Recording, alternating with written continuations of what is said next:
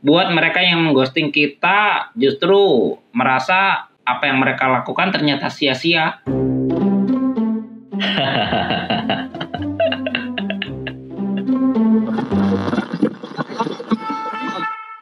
Hai, balik lagi di Ruslan Hasim Podcast.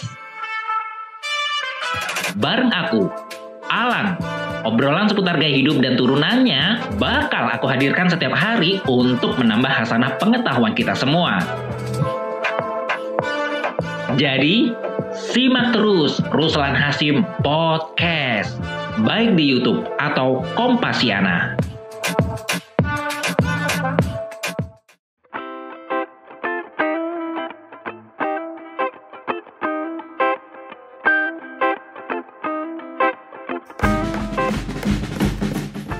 Awalnya hanya satu chat yang tak terbalas.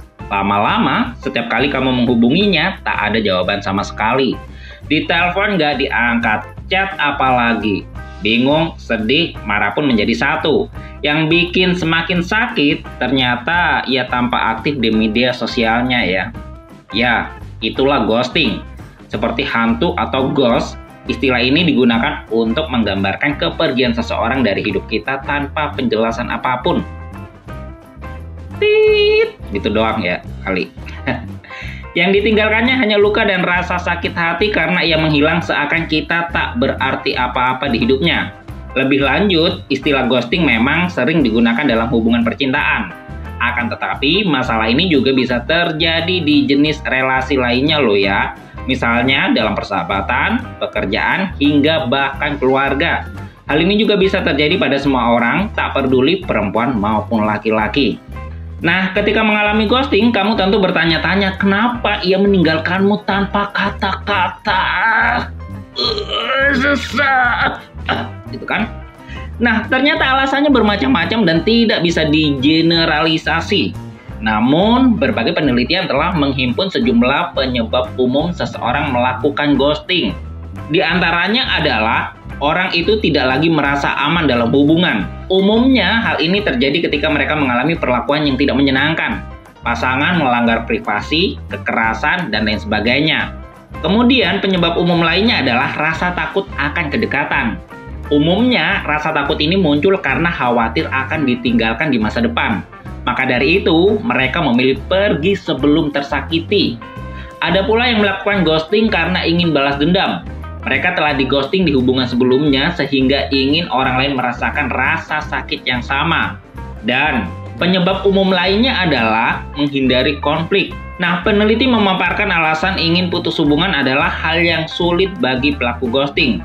Untuk menghindari pertengkaran dan adu mulut, mereka pun memilih pergi tanpa penjelasan. Kurangnya koneksi dalam hubungan juga menjadi salah satu penyebab umum. Karena tidak memahami perasaan satu sama lainnya, seseorang pun memutuskan hubungan secara sepihak. Dan yang terakhir, minim konsekuensi. Ghosting dianggap sebagai cara termudah untuk lepas dari hubungan. Ya, terus ya sudah kalau kita pernah di-ghosting sama orang atau mungkin saat ini kita kena ghosting, ya mau gimana lagi? Ya biarin aja gitu kan. Loh, kok dibiarin aja? Lah, terus mau ngapain coba? Kita mau ngapain kalau kita kena ghosting? Ya udah, ikhlasin aja gitu kan. Biarkan, ya sudah biarkan aja. Kita lakukan banyak hal yang positif, hal lain yang membuat kita yang di-ghosting merasa nyaman aja. Buat mereka yang mengghosting kita justru merasa apa yang mereka lakukan ternyata sia-sia. Karena apa? Karena kita tetap bisa bahagia meskipun kita di-ghosting dengan melakukan banyak hal-hal yang membuat kita senang, membuat kita nyaman, membuat kita ya sudahlah, hidup ini untuk dinikmati, bukan hanya sekedar memikirkan orang yang melakukan ghosting pada diri kita. Iya enggak sih?